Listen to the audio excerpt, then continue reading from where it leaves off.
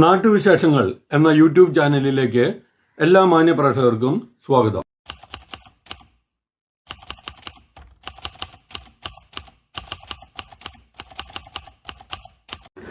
കേരളത്തിലെ പ്രധാന വിനോദസഞ്ചാര കേന്ദ്രമായ മലമ്പുഴയിലേക്ക് പോകുന്ന വഴിയിൽ പ്രധാന റോട്ടിൽ കടുക്കാംകുന്നം റെയിൽവേ മേൽപ്പാലത്തിൻ്റെ ഭിത്തിയിൽ ആലിത്തൈ മുളച്ചതാണ് നമ്മളിപ്പോൾ കണ്ടുകൊണ്ടിരിക്കുന്നത്.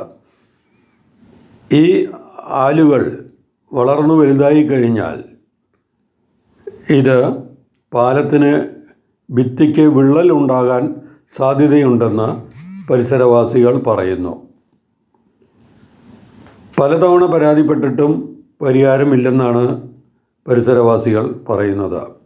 ഇത്തരത്തിൽ പോയാൽ വിള്ളൽ സംഭവിച്ച് ഭിത്തി ഇടിഞ്ഞു പൊളിഞ്ഞു വീഴാനും സാധ്യതയുണ്ടെന്ന് പറയുന്നു.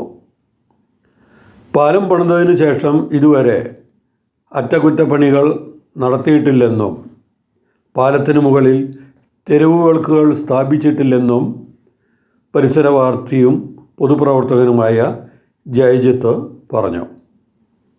എത്രയും വേഗം ഈ ആലുകൾ നശിപ്പിച്ച് പാലത്തിൻ്റെ ഭിത്തിയെ സംരക്ഷിക്കണമെന്ന് നാട്ടുകാർ ഒന്നടങ്കം ആവശ്യപ്പെടുന്നു.